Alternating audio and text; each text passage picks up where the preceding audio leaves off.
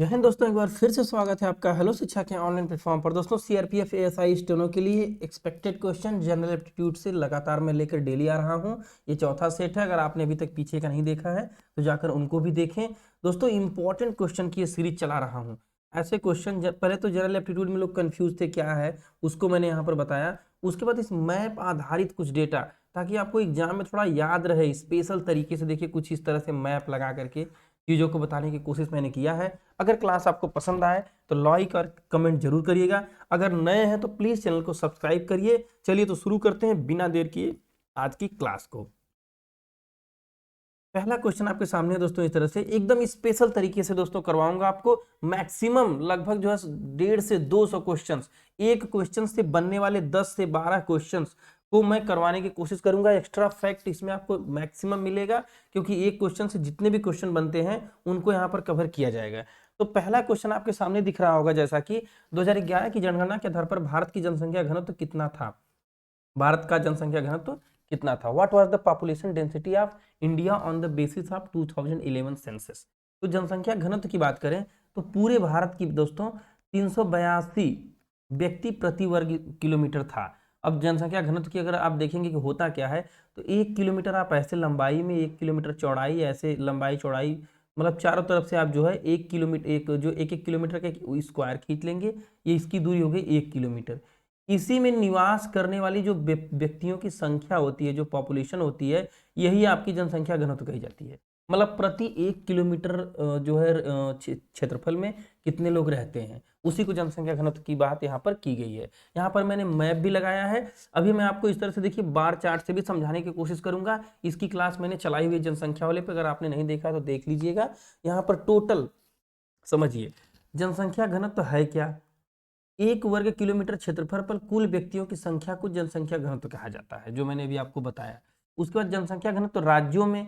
अब जनसंख्या घनत्व में एक प्रश्न बनता है कि राज्यों की स्थिति से और एक यूटी की स्थिति से, कि सर्वाधिक जनसंख्या घनत्व किस राज्य में है। तो सबसे ज्यादा राज्यों की बात करें तो बिहार में है।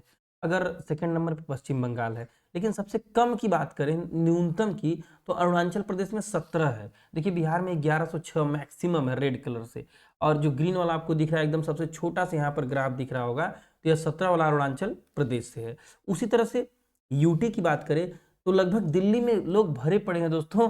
11,320 वहाँ की पॉपुलेशन डेंसिटी बहुत ज़्यादा है, क्योंकि एरिया बहुत छोटा है और वहाँ रहने वाले लोगों की संख्या बहुत ही ज़्यादा है। ये दिल्ली की स्थिति आपने भाई, अगर जो दिल्ली के होंगे इसको रियलाइज भी करते होंगे कभी कभी। और अंडमान निकोबार द्वीप ऐसी यूटी है जहाँ की 46 है, एकदम सबसे कम। अगर यूटी में पूछे तो आप यहाँ का डेटा देखेंगे, अगर राज्यों का पूछे तो यहाँ का डेटा देखेंगे। और वहाँ पर नीचे मैंने यहाँ पर नोट भी दिया कि पूरे भारत की 382 जो है ओवरऑल पूरे इंडिया की। और यहाँ पर मैप, अगर वहाँ से नहीं याद हुआ तो अब आइए इस मैप पर। बहुत ही स्पेशल तरीके से दोस्तों मैं करवाता हूँ। मेरा ये प्रयास रहता है कि आपको यह याद हो जाए, केवल पढ़ाना ही मोटो नहीं होता।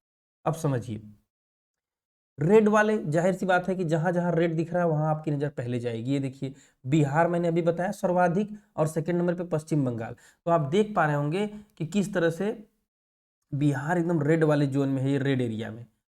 तो अब जो राज्य एकदम से लाल हैं, मतलब रेड हैं, वहां की 1000 के ऊपर है। देखिए यहाँ संकेत दिया हुआ है, लीजेंड जो है नीचे दिया हुआ है।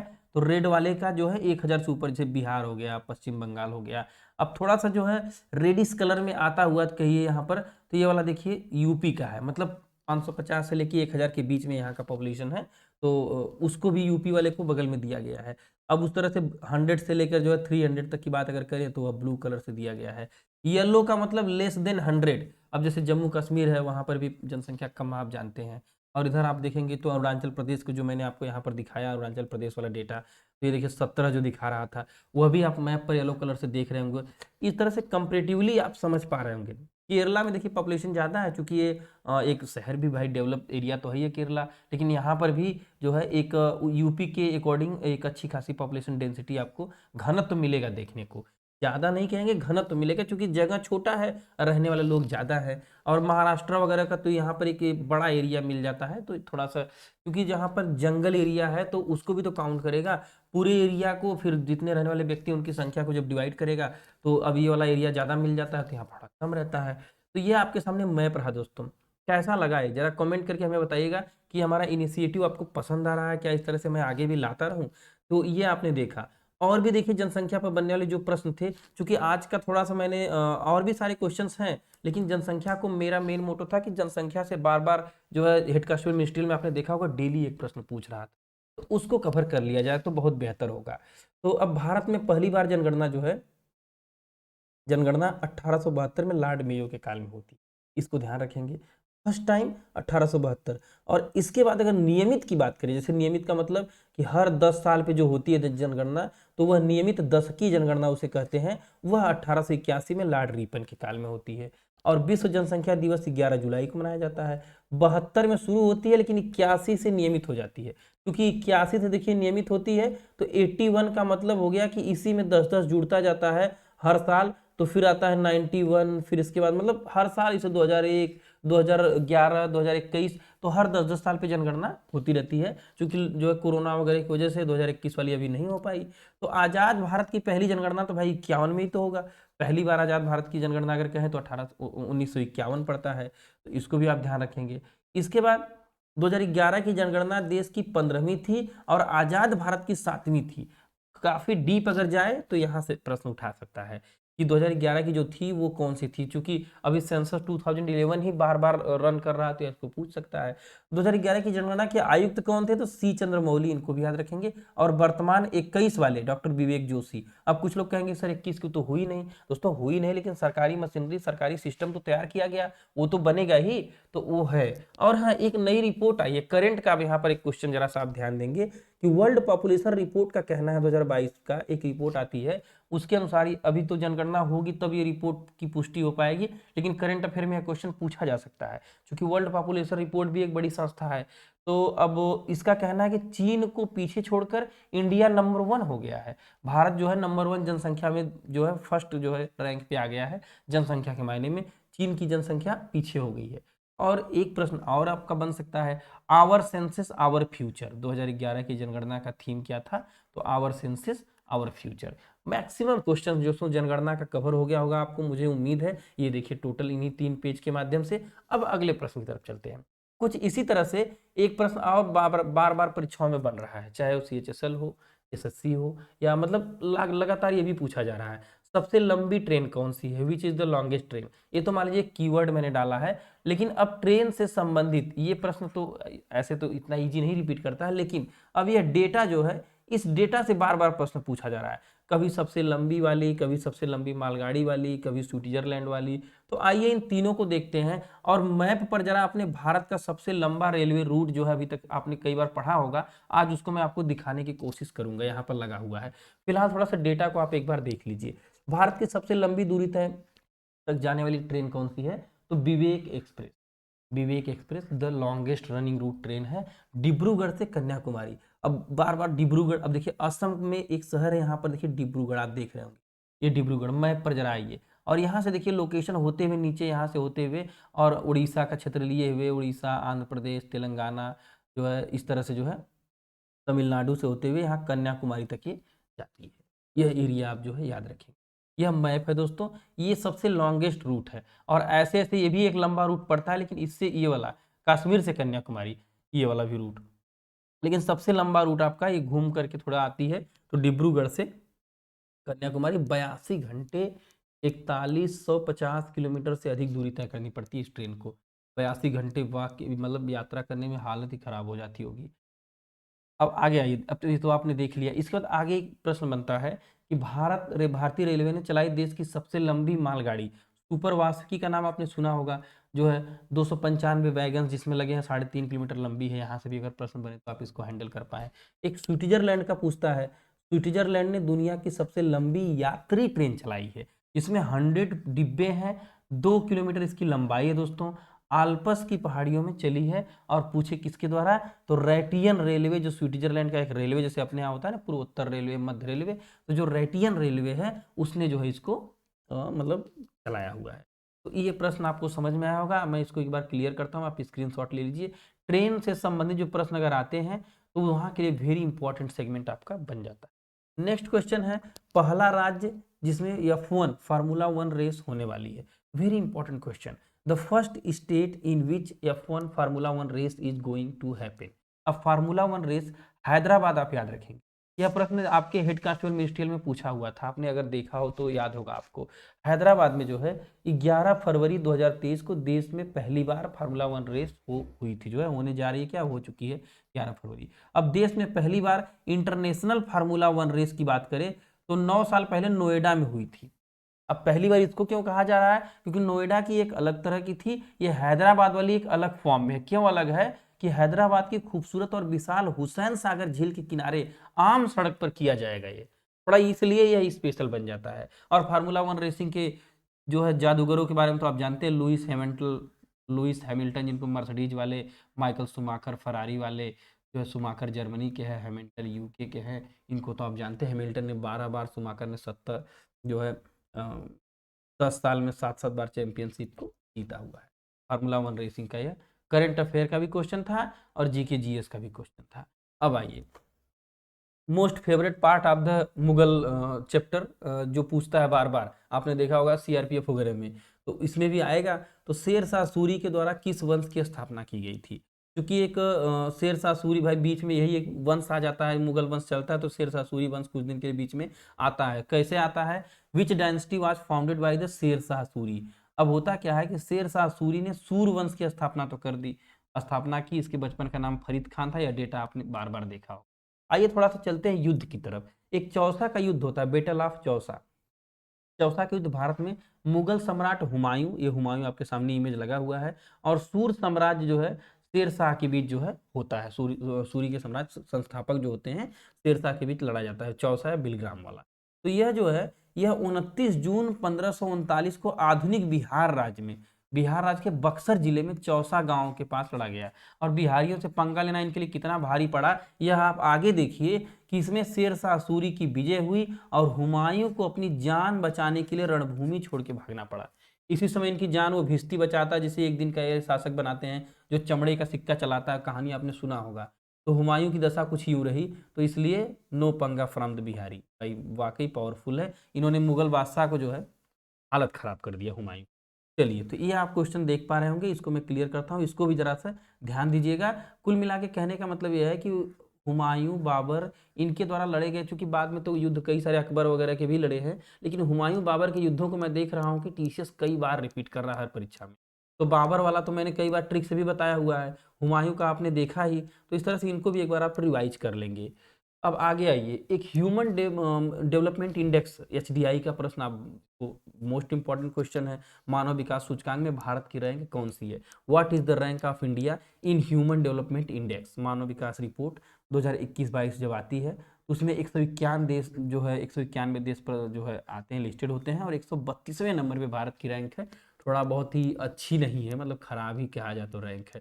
क्यों खराब है? अभी मैं मैप आपको यहाँ पर दिखाऊंगा, यहाँ एक रंग बिरंगा एरिया दिख रहा होगा वर्ल्ड मैप का, इसको थोड़ा सा समझा जाएगा आज, क्योंकि मानव विकास सूचकांक में पूरे देशों का आप रटते तो हैं, लेकिन इस तरह मैप पर देखने को शायद आपको नहीं मिलता है, तो वह यहाँ पर बताने की कोशिश दोस्तों करूंगा। पसंद आ रहा हो सेशन तो लाइक करिए, कमेंट में जय हिंद लिखिए दोस्तों। कहने का मतलब क्या है ना कि बड़े बड़े चैनल से तो लोग जुड़ते हैं और वहां पर खूब कमेंट सेक्शन, लाइक, सब्सक्राइब दोस्तों करते हैं, लेकिन छोटे चैनल से, या कह लीजिए कि मैं जैसे गवर्नमेंट जॉब से समय निकाल कर आप लोग के लिए इस तरह का कंटेंट स्पेशल तरीके से, बिना हल्ला हवाली के, बिना टाइम पास किए बनाने की कोशिश करता हूं, तो वहां थोड़ा सपोर्ट कम मिलता है। तो आप लोगों से यही गुजारिश है कि थोड़ा सा आप लोग सपोर्ट दें, अपनी प्रतिक्रियाएं दिखाएं, ये कंटेंट आपको पसंद आ रहे हैं, और नहीं भी पसंद आ रहे हैं तो आप लिखें कि सर ये बहुत ही बेकार कंटेंट है, या फिर इससे हमें कोई हेल्प नहीं हो रही है, तो मैं इसमें और सुधार करूं। मेरी एक ख्वाहिश है कि मैं आप लोगों के लिए जो है निरंतर कुछ ऐसा कंटेंट बनाऊं कि एक एज अ टीचर मैं भी यूट्यूब पर अपने आप को ग्रो कर पाऊं, ताकि मेरा भी एक सपना है दोस्तों कि मैं एक ऐसा कंटेंट जो परीक्षा के दौरान या पढ़ाई के दौरान, मैंने पुलिस भर्ती क्रैक किया, टीचर भर्ती क्रैक किया, तो उस दौरान जो मुझे समस्या हो रही थी, उस समस्या को क्या मैं स्टूडेंट्स की उस समस्या को सॉल्व कर पाऊंगा, या फिर सॉल्व करने की कोशिश मैं कर रहा हूँ। तो थोड़ा सा इसमें आपके साथ की जरूरत है। 2020 और 21 में 5 साल की प्रगति के उलट एक राष्ट्र, स्वास्थ्य, शिक्षा और औसत आय के मानक जो है मापक यंत्र पर मानव विकास में लगातार 2 वर्षों से गिरावट आई है इंडिया में, आपने देखा होगा। और ये किस पे मापी जाती है? हेल्थ पर। ये भी पूछता है बार बार, ध्यान दीजिएगा, थोड़ा सा मैं इसको क्लियर करता हूँ। यहाँ पर जो है हेल्थ पर बात की जाएगी, शिक्षा पर बात की जाएगी, और per capita income, health, education and per capita income, ये 3 इसके जो है मापदंड है, इसी पर इसको मानव के जीवन को या विकास को मापा जाता है। तो अब देखिए होता क्या, मैप पर जरा इधर आइएगा, अगर आपके मोबाइल में छोटा दिख रहा हो तो भी आप थोड़ा सा इसको समझने की कोशिश करिएगा, या फिर वीडियो रोक करके देखिएगा। अब ये जो एकदम डार्क ग्रीन वाला एरिया है, भाई ग्रीन का मतलब हमेशा से बताया गया है कि बेटर चीज है, अच्छी है।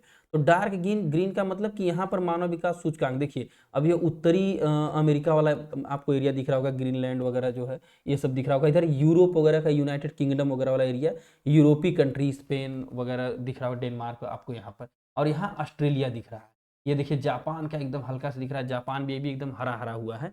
तो ये ऐसे एरियाज हैं जहां का मानव विकास सूचकांक एकदम हाई लेवल पे है। अभी ये ना रटिए कि कितना है, ये तो आप रटते आ रहे हैं, भूल जाता है, लेकिन आप माइंड सेट करिए कि यहाँ पर अच्छी कंडीशन है। उसी के बाद जो हल्का और थोड़ा लाइट ग्रीन होता जाएगा, जैसे ये वाला आप देख रहे हैं मिस्र वाला एरिया, तो यहाँ का थोड़ा सा उससे कम है। फिर ये वाला रूस का देख रहे होंगे तो थोड़ा उससे कम है। जो एकदम से जो है इस तरह चमकीला वाला ग्रीन है, पैरेट ग्रीन, तो उसका देख रहे होंगे जैसे चाइना वाला एरिया हो गया, इधर चिली वगैरह हो गया, इधर नीचे मैक्सिको देख रहे हैं। तो ये सब जो है इधर यूरोप, अरब सागर वाले देश आप देख रहे हैं, तो ये सब जो है थोड़ा गल्फ कंट्रीज जो हैं, तो इनकी भी स्थिति अच्छी है, लेकिन मतलब मीडियम में है। लेकिन जो रेड वाला आप देख रहे होंगे यहाँ पर, अफ्रीका का एकदम लाल हुए पड़ा, जैसे लग रहा है कोई पान खा करके यहाँ लाल कर दिया है। तो लाल वाला एरिया बहुत खतरनाक स्थिति में है, मतलब यहाँ का मानव विकास सूचकांक बहुत बैड कंडीशन में है। अफ्रीका वगैरह में आप जान रहे हैं गरीबी है, दास प्रथा वगैरह वहाँ यहाँ थी, और बहुत बुरी कंडीशन है। तो ये स्थिति है। और वहीं पर अपने भारत की बात करें तो देखिए इस तरह से जो है आपको येलोइश में दिख रहा होगा, ऑरेंज और येलो के कॉम्बिनेशन में, ये भारत की है लगभग एवरेज स्थिति है। तो यह कलर से आप जरा सा समझें पूरे विश्व में कि हमारी भारत की स्थिति क्या है, उस हिसाब से आप अंदाजा लगा पाएंगे। तो शायद एग्जाम में आप यह डेटा या अगर भूल भी जाएंगे तो आप तुलना करके सही कर देंगे। अगर ये जो डेटा आप देख रहे हैं ना 150वां 135वां, ये डेटा बार बार रटते रहते हैं लेकिन भूल जाते हैं। लेकिन ये मैप एक बार आपके माइंड में सेट करने का तरीका था दोस्तों, कि अगर ऑप्शन में आपको अमेरिका दे दो तो आप समझे नहीं नहीं नहीं, अमेरिका तो एकदम तगड़ा ग्रीन वाला हमने देखा था, रूस भी ग्रीन था, रेड वाले इधर अफ्रीका की तरफ थे, भारत था, नेपाल वगैरह, अफगानिस्तान, पाकिस्तान, यही सब रेड थे, बाकी हमारे सब ग्रीन थे। तो आपके माइंड में रहे। प्रेस की स्वतंत्रता में 150वां रैंक जानते हैं, भारतीय मीडिया एकदम टॉप कर रही है 150वें रैंक पे। विश्व प्रसन्नता में 136वें रैंक पे। शांति की बात करें उसमें भी 135। पर्यावरण में तो एकदम दशा ही खराब है, 180वां रैंक। और प्रदूषित शहर दिल्ली तो भैया हर साल अपना बम पटाखा फोड़ने के लिए मना करते हैं, फिर भी प्रदूषण यहाँ हाई लेवल पे रहता है। आइए देखते हैं एक मोस्ट इंपॉर्टेंट क्वेश्चन, सती प्रथा का अंत किस गवर्नर जनरल के समय में किया गया था? During which governor general was the practice of sati abolished? अब समझिए कैसे इसमें कब इसको जो है खत्म किया जाता है। तो अब एक विलियम बेंटिंग का नाम आपने सुना होगा, अभी पूरा पढ़ने की जरूरत नहीं है, फिलहाल आपको मेन आपके माइंड में सेट करने की कोशिश करूंगा। विलियम बेंटिंग और राजा राममोहन राय, ये जो आपको दिया है राजा राममोहन राय, इन लोगों ने मिल करके, दोनों लोगों ने मिलकर सती प्रथा का अंत किया। राजा राममोहन राय सती प्रथा पे काम इसलिए करते हैं कि एक स्टोरी आपने सुना होगा कि इनकी माता जी बचपन में गुजर जाती हैं और इनकी भाभी इनका पालन पोषण करती हैं, क्योंकि भैया जी भी जब गुजरते हैं तो लोग इनकी भाभी को जो है सती उनके साथ मतलब जला देते हैं, यह दृश्य इनको झकझोर देता है। कुछ ऐसी स्टोरी हमारे गुरु जी ने बताई थी। तो ये स्टोरी राजा राममोहन राय को फोर्स करती है, उनको अंदर से लगता है कि हमें इस पर काम करना चाहिए, और उसी में विलियम बेंटिंग का कुछ साथ मिल जाता है, और अंग्रेज भी कुछ अपने लाभ के लिए ही सही समाज सुधार की बात करते हैं। तो राजा राममोहन राय के साथ मिलकर विलियम बेंटिंग ने, ये देखिए सती प्रथा, मतलब हस्बैंड एक्सपायर कर गए तो पत्नी को भी फूंक दो उसी पर, ये उस समय का कानून था। तो इस पर जो है 1829 में लॉर्ड विलियम बेंटिंग ने काम किया राजा राममोहन राय के साथ मिलकर के, और इस पर प्रतिबंध लगा दिया गया। और इसी समय ठगी प्रथा, शिशु बलि पर रोक लगा दिया गया। ये सब काम जो है इसी समय होता था। ठगी प्रथा मतलब लोगों को जहर खुरानी देकर ठग लिया जाता था, शिशुओं की हत्या कर दी जाती थी, जो बालिकाएं थी मतलब बेटे की चाह में जो गर्ल चाइल्ड है उसको मार देना। तो इस तरह की चीज़ों पर रोक भी इसी समय लगाया गया। विलियम बेंटिंग का कार्यकाल समाज सुधार में काफ़ी इनको जाना जाता है। 1828 से लेकर 1835 तक रहा इनका कार्यकाल। और ब्रह्म समाज, राजा राममोहन राय ने ब्रह्म समाज की स्थापना भी की, ये भी आप जानते हैं। मैंने ट्रिक भी बताया है कि ब्रह्मा है जो राजा, आर्य की पूछे तो आर्य है जो दयावान, आर्य समाज दयानंद सरस्वती है ना, ज्योति समाज तो ज्योतिबा फूले सत्य की ज्योति, सत्य की ज्योति जलती रहती ज्योतिबा फूले सत्य शोधक समाज। तो ये सब बार बार पूछता है दोस्तों, मोस्ट इंपॉर्टेंट क्वेश्चन है। एक प्रश्न है, चिपको आंदोलन किससे संबंधित है? Which with home is the Chipko movement related. तो आज आपको चिपको आंदोलन देखने का साथ में पढ़ने का दोनों मौका मिलेगा। ये देखिए पेड़ों से किस तरह से एक इमोशनल अटैचमेंट दिखाया गया है। मतलब जब पेड़ों की अंधाधुंध कटान हो रही थी, जब इन्वायरमेंट एकदम तहस नहस की स्थिति में था, तो उस समय जो है उत्तराखंड की तरफ से यह पहल होती है, उत्तराखंड राज्य की तरफ से वहां एक आंदोलन की शुरुआत होती है। लोग पेड़ों से चिपक कर उनसे अपनी भावनाएं व्यक्त करने की कोशिश करते हैं कि अगर इस पेड़ को काटना है तो हमें भी काटो। मतलब पेड़ और मानव के बीच का एक संबंध दिखाया जाता है। तो आज से करीब 45 साल पहले उत्तराखंड में एक आंदोलन की शुरुआत हुई, जिसमें चिपको आंदोलन का नाम दिया गया। चंडी प्रसाद भट्ट और गौरी देवी, ये दो महिलाएं थी, की ओर से इसकी पहल की गई। लेकिन बाद में सुंदरलाल बहुगुणा साहब आगे इसका नेतृत्व किए। जो आपके सामने जो है बूढ़े दादाजी दिख रहे हैं, यह चिपको आंदोलन के सुंदरलाल बहुगुणा साहब हैं। अभी तक नहीं देखा तो इनको देखिए। यह था चिपको आंदोलन। दोस्तों जब तक टॉपिक से आप जुड़ेंगे नहीं, यकीन मानिए वो आपको याद नहीं होगा। जीके जीएस सबसे बड़ी प्रॉब्लम, आप रातों दिन सरकारी नौकरी पाने के लिए रीजनिंग मैथ पढ़ते रहिए, लेकिन सिलेक्शन तो मैं कहता हूं जीके जीएस दिलाएगा। आपकी रीजनिंग मैथ बहुत अच्छी है, वह आपको नंबर दिलाएगी, लेकिन जीके जीएस आपकी उसके रिजल्ट को, मेरिट को बूस्ट कर देता है। सोचिए ना, देखते ही एक नंबर सही कर देना, देखते ही एक नंबर सही कर देना, कितना इजी चीज होता है। और वही मैथ रीजनिंग में खूब कैलकुलेशन करो, एक अंक भी गड़बड़ हो गया तो पूरा मामला खत्म। तो वो टफ है, उसको मैं ये नहीं कहता हूं कि उसको ना पढ़िए, उस पर ध्यान दीजिए, लेकिन साथ में अगर आपने जीके जीएस को तैयार कर लिया तो सोने पर सुहागा हो जाता है। और इसको पढ़ने का एक ही मेरा तरीका है, मैं जो अभी तक मुझे पसंद आया और आपको भी बताऊंगा कि ये फील करने की बात है। अब चिपको आंदोलन के बारे में जब पूरा अच्छे से फील करेंगे, जानेंगे, देखेंगे इस ग्राफिक्स के माध्यम से। अभी तक ऐसा शायद आपने देखिए कैसे एक पुतला बना करके लगा दिया गया है कि अब हम घर जा रहे हैं तो भी हम यहाँ पर चिपके हुए हैं, ऐसा प्रतीकात्मक तरह से। ये बच्चियां देखिए चिपक के पेड़ों से खड़ी हैं, तो ये देख करके थोड़ा हृदय परिवर्तन लोगों का हो पेड़ों के प्रति, यह भाव है। तो इससे आपको याद होगा। अगला ये इसी तरह से एक और इंपॉर्टेंट क्वेश्चन है, सदाबहार क्वेश्चन, हर एक परीक्षा में मिलने वाला। खिलजी वंश का शासनकाल कब से कब तक था? From when to when was the rise of the Khilji dynasty.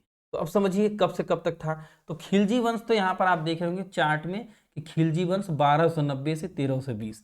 मेरा मोटो प्रश्न तो दोस्तों एक बहाना होता है, उसी के माध्यम से उस पूरे टॉपिक को आपको पढ़ाने का मेरा टारगेट रहता है, समझिए। तो अब खिलजी वंश के साथ साथ मैं पूरे दिल्ली के वंशजों को एक बार आपको बताने की कोशिश करूंगा। जलालुद्दीन खिलजी वगैरह को आप जानते हैं, अलाउद्दीन खिलजी, यह खिलजी वंश के संस्थापक थे। 1296 से 1316 तक ये रहते हैं, तो इनको आप जानते रहिए। अब आइए देखते हैं दिल्ली सल्तनत। गुलाब खिले तो सांस लो, एक ट्रिक है, बार बार आप इसको याद रखिए, सब लोग इसको बताते हैं, मैं भी वही बताऊंगा। फेमस ट्रिक है, शायद आपने पढ़ा भी होगा। तो एक बार मैं फिर से रिफ्रेश मारता हूं आपके माइंड पे इसको, कि गुलाब खिले तो सांस लो, गुलाब खिले तो सांस लो। गुलाब से, अब दिल्ली सल्तनत माने दिल्ली पर मुगल वंश से पहले जो राज्य करते थे उन्हीं को दिल्ली सल्तनत कहते हैं। मुगल वंश आता है 1526 में, यहाँ पर देखिए लिखा हुआ 1526 में, जब बाबर और इब्राहिम लोदी का युद्ध होता है तो मुगल वंश आता है। मतलब बाबर मुगल वंश की स्थापना करते हैं, लेकिन उसके पहले यहाँ पर दिल्ली सल्तनत का शासन रहता है। अब होता क्या है कि गुलाब वंश माने गौरी का गुलाम, आप समझिए कि गुलाब वंश माने गुलाम वंश, कुतुबुद्दीन ऐबक पहले इसने जो है गुलाम वंश की स्थापना किया। खिले से खिलजी वंश, जलालुद्दीन खिलजी, अलाउद्दीन खिलजी, जिसको आप देख रहे हैं जलालुद्दीन खिलजी, इसने खिलजी वंश की स्थापना किया। तो से तुगलक वंश, एक एक शब्द में एक एक आइटम देखिए कितना बड़ा। तुगलक वंश जिसका स्थापना जो है गयासुद्दीन तुगलक ने किया। सांस से सैयद वंश, अभी आप ये डेट नहीं याद करिए, जो बता रहा हूँ केवल वही याद करिए, सैयद वंश। और लो से लोदी वंश। हर एक शब्द में कितना इंपॉर्टेंट लिखा दोस्तों, हर एक शब्द में एक एक वंश आपको क्रम से याद हो जाएगा, और यही क्रम भी है। गुलाब खिले तो सांस लो, बहुत फेमस ट्रिक है, आपने कई बार इसको देखा होगा। बहलोल लोदी इसके संस्थापक रहते हैं, सैयद के खिजर खान रहते हैं, तो ये इसके वंशज होते हैं। और इसी में आप एक बार पढ़ लीजिए, हालांकि भूल जाता है लेकिन फिर भी याद रहेगा तो आपको मजा आ जाएगा, एग्जाम में एक नंबर मिल जाएगा। 1206 से लेकर 1290 तक गुलाम वंश, खिलजी 90 से जो है 1320 तक। अब फिर 1320 के बाद तुगलक शुरू हो जाता है। एक याद रहेगा तो दूसरा जोड़ लेंगे, 1320 से 1414 तुगलक वंश। तो आपको सीधे गुलाब खिले तो सांस लो, तो से तुगलक वंश, सांस से सैयद वंश, मतलब 14 के बाद शुरू होगा। तो ऐसे भी आप एक ट्रिक बना करके अंदाजा लगा सकते हैं परीक्षा में। और मेन 4 ऑप्शन में से एक ऑप्शन चूज कर लिए, एक नंबर मिल गया, इससे ज्यादा हमें और कुछ नहीं चाहिए। तो ये था आपको दिल्ली सल्तनत। दोस्तों कैसा लगा इसको भी जरा सा बताइएगा।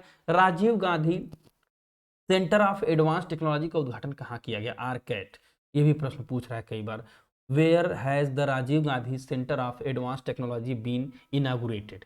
तो ये राजीव गांधी जो है, जितने भी गांधी वाले आइटम अगर आपको दिखे तो जहां पर जो है कांग्रेस की सरकार है, आप वहीं पे इसको समझिएगा। जैसे राजस्थान में समझिए 20 अगस्त 2022 को पूर्व प्रधानमंत्री स्वर्गीय राजीव गांधी के जन्मदिन पर राजस्थान के मुख्यमंत्री अशोक गहलोत ने जयपुर में Rajiv Gandhi centre of advance technology, जिसे आर कैट कहा जाता है। ये भी पूछे, कभी पूछे आर कैट क्या है, जंगली बिल्ली, घरेलू बिल्ली या एडवांस टेक्नोलॉजी सेंटर, तो आप इसको भी ध्यान रखिएगा, ये भी पूछ सकता है। R CAT, Rajiv Gandhi centre of advance training centre, ये देखिए उद्घाटन की तस्वीर आपके सामने लगी हुई है। अब ये तो रहा क्वेश्चन ये वाला, लेकिन एक प्रश्न और भी, इसमें कई सारे प्रश्न राजस्थान के बनते हैं। जैसे गुजरात और राजस्थान भारत में शीर्ष निवेश स्थलों में उभरे हैं। राजस्थान में एआई आधारित लोक अदालत लॉन्च की गई है।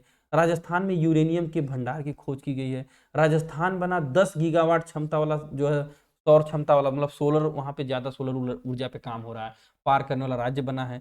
राजस्थान बना यल1 रूट सर्वर, जो है यल रूट सर्वर प्राप्त करने वाला पहला राज्य, इसको भी याद रखिएगा। तो राजस्थान के मोस्ट इंपॉर्टेंट करंट अफेयर हो चाहे जीके कहिए, ये सारे आपके सामने दिया हूं।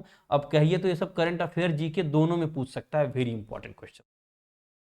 एक प्रश्न है, वर्ल्ड बिलियर्ड चैंपियनशिप 2022 किसने जीता था? Who won the world billiard championship 2021? इसको पंकज अडवाणी जी ने जीता था, जिनका फोटो आपको यहाँ पर मैंने दिखाया हुआ है। ये देखिए मुस्कुराते हुए पंकज अडवाणी साहब ने कुलालमपुर में 2022 में IBSF विश्व बिलियर्ड चैंपियनशिप जीतकर विश्व मंच पर अपना 25वां स्वर्ण पदक, ये कौन सा स्वर्ण पदक था? 25वां स्वर्ण पदक अपने नाम किया है। उन्होंने हम वतन सौरभ का कोठारी को एक तरफा 4-0 से हराकर लगातार 5वीं बार खिताब अपने नाम कर लिया। ये तो रहा आपका पंकज अडवाणी साहब से संबंधित डेटा। क्या क्या था दोस्तों कि वर्ल्ड बिलियर्ड चैंपियनशिप 2022 इन्होंने जीता, 25वां स्वर्ण पदक ये इनका था, और 4-0 से एकदम करारी हार दी अपने विरोधी को। अब कुछ बिलियर्ड्स के, यानी कुछ बिलियर्ड्स के प्रमुख खिलाड़ी जैसे विल्सन जोन्स हैं, माइकल फेरेरा है, गीत सेठी हैं, इनको भी याद रखिएगा, ये भी बिलियर्ड के प्रमुख खिलाड़ी हैं। बाकी इनके मेडल्स वगैरह यहाँ पर न्यूज में जो पोस्टर था आपके सामने लगाया हुआ। अब आइए रासायनिक सूत्र, हाँ ये तो बहुत इंपॉर्टेंट है, बार बार पूछता है। बेकिंग सोडा का रासायनिक सूत्र क्या है? What is the chemical formula? देखिए आप बेकिंग सोडा, इसको आप जरा सा ध्यान रखिएगा, जो है बेकिंग सोडा का रासायनिक सूत्र क्या है?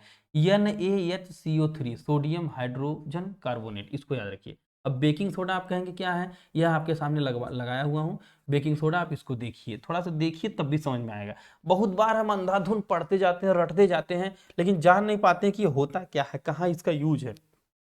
प्लास्टर ऑफ पेरिस का रासायनिक सूत्र क्या है? तो CaCO4 हाफ H2O, आधा पानी मिला दिया है CaCO4 में, तो कैल्शियम सल्फेट हाइड्रेट हो गया है, और इसी को प्लास्टर ऑफ पेरिस, यहाँ पर जो देख रहे हैं आप, इसको कहा जाता है।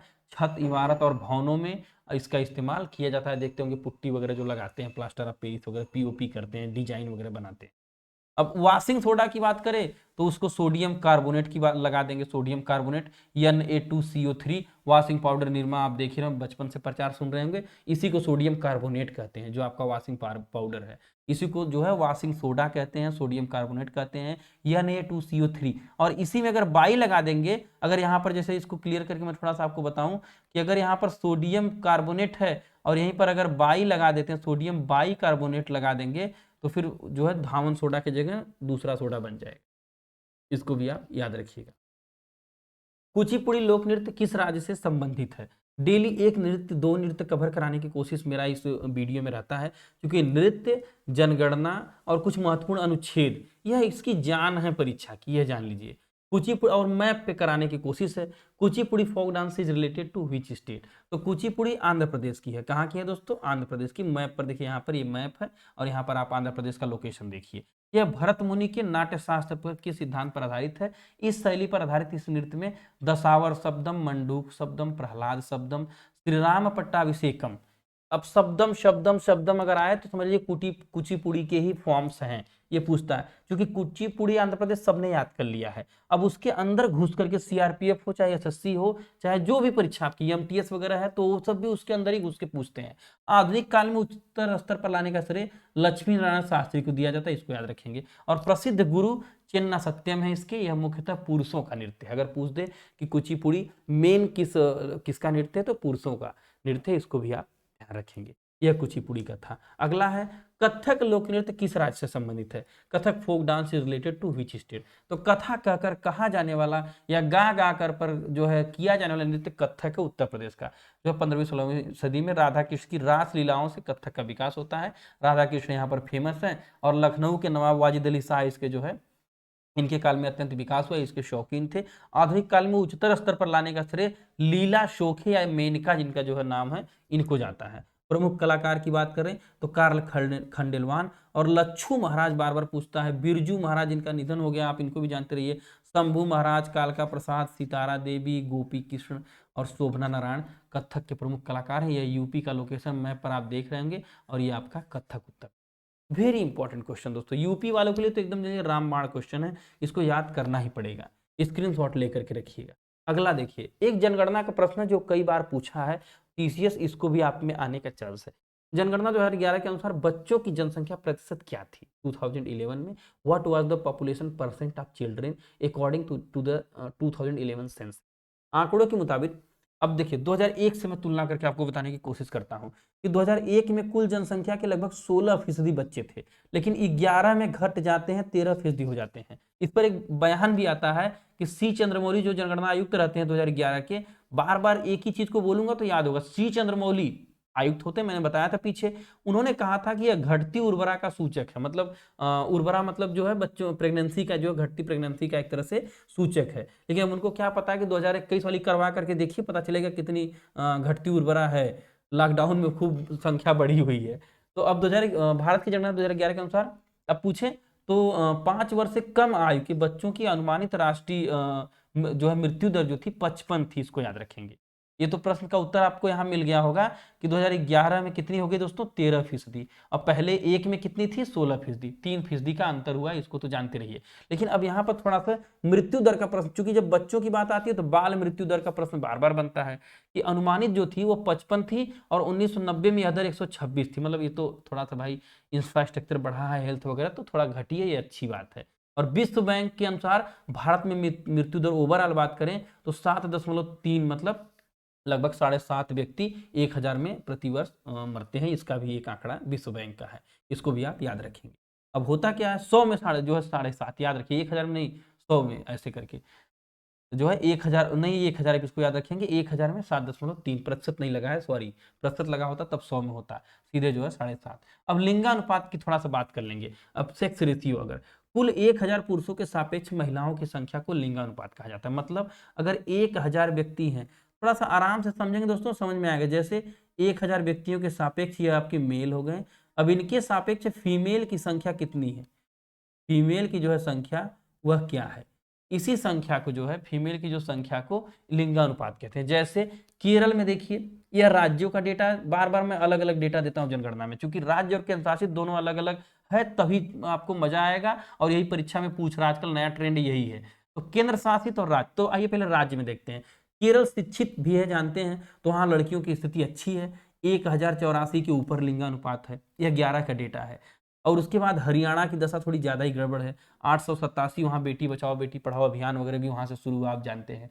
तो सबसे टॉप पे राज्य केरल, सबसे मतलब गड़बड़ स्थिति बताएं तो हरियाणा 887। अब यूटी की बात करें तो पुदुचेरी में 1038 और दमन द्वीप में 618, इसको याद रखिएगा। और एक चीज और जान लीजिए कि सरकार ने यह भी बताया कि 2011 की जनगणना के ताजा आंकड़ों के अनुसार अगर आप बात करें तो 1000 पुरुषों पर पूरे भारत की 940 महिलाएं हैं ओवरऑल। अगर सारी स्टेट की मिला दें तो पूरे भारत की 940 महिलाएं 1000 पुरुषों पर, एक औसत जो है ये लिंगानुपात है। यह बहुत इंपॉर्टेंट है, यह परीक्षा में कई बार पूछा है। अगर स्टेट वार पूछे तो आप केरल टॉप पे रखेंगे, हरियाणा को जो है बॉटम में रखेंगे।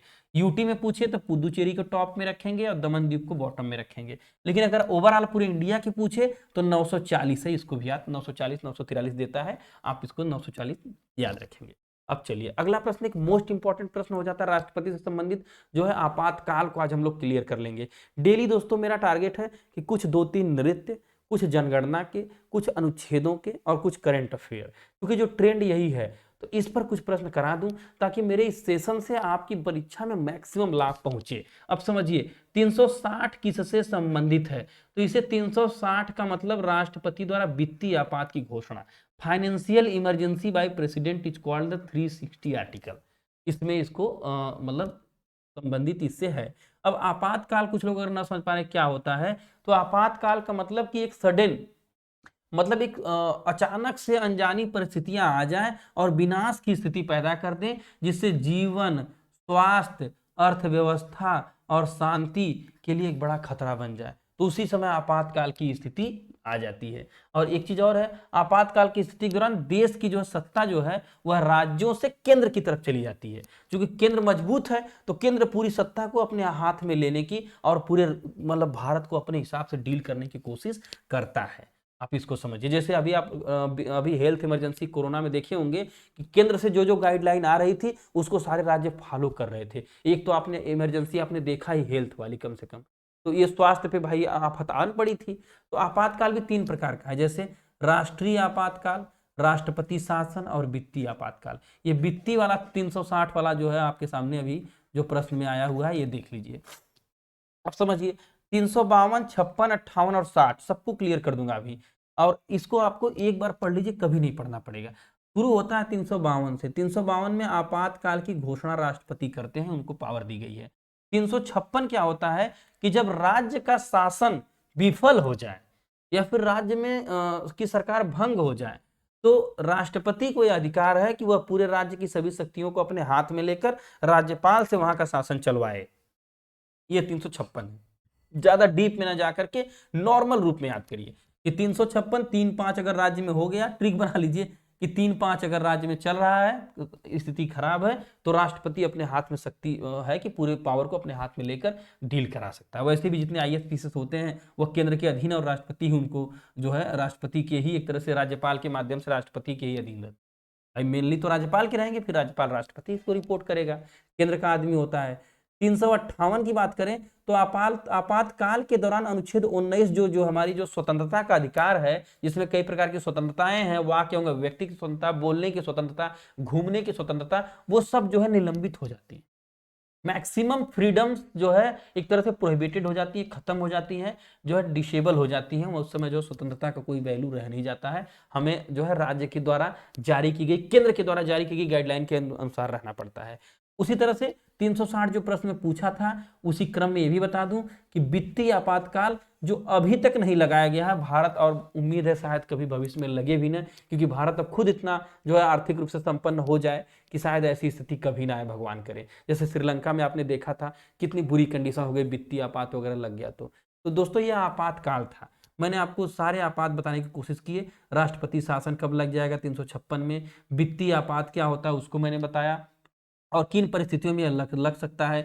इंदिरा गांधी के सामने की एक फोटो देख रहे होंगे कि उस समय इन्होंने कैसे इमरजेंसी को जो है डिक्लेयर किया था, तो उस समय की न्यूज़ की कटिंग भी यहाँ पर लगाया हूँ। इमरजेंसी कब इनके टाइम में लगी थी, कमेंट करके जरा आप बताइए कि क्या आपने इंदिरा गांधी के समय की इमरजेंसी के बारे में आपको कोई जानकारी है। नहीं है तो जरूर पढ़िए इसको। जब आप उसके हिस्ट्री को और आज को दोनों को पढ़ेंगे तब डेटा एकदम से क्लियर हो जाएगा आपको। एक अनुच्छेद मोस्ट इंपॉर्टेंट अनुच्छेद है जो इस साल हर परीक्षा में रन कर रहा है, ये अनुच्छेद 23 संबंधित है। आर्टिकल 23 इज रिलेटेड टू, तो आर्टिकल 23 मानव की खरीद फरोख्त और बेगार या बलात्श्रम, कुल मिला के बच्चों से जो है दोस्तों जो काम करवाया जा रहा है, जो बेगारी कराई जा रही है, जो बलात्श्रम कराया जा रहा है, इसको जो है इस पर निषेध लगाता है, इस पर जो है प्रोटेक्शन लगाता है। शोषण के विरुद्ध अधिकार जिसको कहा जाता है, ये अनुच्छेद 23 है। अब यहाँ पर देखिए दिया भी है मैंने ट्रिक बनाकर कि आपके जो मौलिक अधिकार अनुच्छेद 14 से लेकर के 32 तक हैं, उनके लिए एक ट्रिक भी बनाया है। अब यहाँ पर लिखा है प्रोहिबिट ह्यूमन ट्रैफिकिंग, मानव का जो है खरीद फरोख्त, बेगार force labour and other form of force labour, किसी तरह से किसी से जबरदस्ती काम करवाना, चाहे वो बच्चे हों या युवा हों या बुजुर्ग हो, उनसे जबरदस्ती जो है बलात्श्रम करवाना, जबरदस्ती कार्य कराना, यह अनुच्छेद 23 उनको अधिकार देता है कि वह न्यायालय जाकर के चैलेंज कर सकते हैं और आपको सजा हो सकती है अगर ऐसा कोई काम करवा रहा है तो आप देखिए यहाँ पर 12 जून को जो है विश्व बाल श्रम निषेध दिवस भी मनाया जाता है।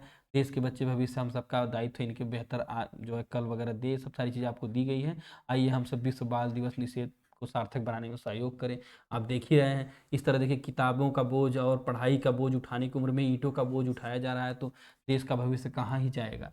ये तो एक इमेज है आपको थोड़ा इमोशनली जोड़ने के लिए टॉपिक से। अब यहाँ पर समझिए भारतीय संविधान के मौलिक अधिकार, एक ट्रिक से समझिए जरा। समस्त शोध संस्कृति के उपचार के लिए, ट्रिक समझ, समस्त शोध कई बार मैंने बताया है, बहुत फेमस ट्रिक है, बहुत पुराना है, ऐसा नहीं कि नया है, लेकिन इसको याद करेंगे तो मजा आ जाएगा। समस्त शोध संस्कृति के उपचार के लिए, समस्त शोध संस्कृति के उपचार के लिए। अब कहेंगे है क्या? सम से समानता, समान, पहला देखिए सम से समानता का अधिकार 14 से 18, अस्तर से स्वतंत्रता का अधिकार 19 से 22, शो से देखिए यहाँ वाला जो शो पड़ा हुआ है, इससे शोषण जो अनुच्छेद 23 और 24 बताया अभी आपको एक प्रश्न यहाँ से, और ध से धार्मिक स्वतंत्रता 25 से 28, ये भी इंपॉर्टेंट, और संस्कृति वाला जो है 29 से 30 संस्कृति और जो उसके संस्कृति की शिक्षा संबंधित अधिकार 29 से 30, और अंत में उपचार जो 5 प्रकार के रिट सुप्रीम कोर्ट और हाई कोर्ट को जारी करने का अधिकार है, संवैधानिक उपचारों का अधिकार जिसे अनुच्छेद 32 कहा जाता है, बाबा साहब डॉक्टर BR अम्बेडकर ने इसे संविधान की आत्मा भी कहा है, तो यह इंपॉर्टेंट आपके लिए हो जाता है। स्क्रीनशॉट लगा कर रखिए, मोस्ट इंपॉर्टेंट दोस्तों डेटा है। और अगर ये क्लास पसंद आई हो तो चैनल को लाइक करें, कमेंट सेक्शन में अपनी राय हमें जरूर दें, शेयर करें।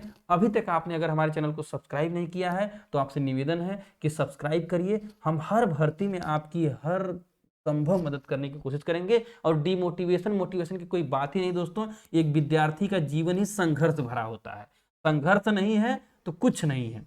अभी जान लीजिए, एक दिन में सिलेक्शन नहीं होगा, लेकिन एक दिन सिलेक्शन जरूर होगा, ये मेरा मानना है और मेरा विश्वास है, मैंने देखा है इसको कई बार। स्कैन करिए टेलीग्राम चैनल को, यहाँ पर PDF वगैरह भी मैं प्रोवाइड करता हूँ इन सब क्लासेस की, और जुड़िए हमारे साथ। जय हिंद, जय भारत।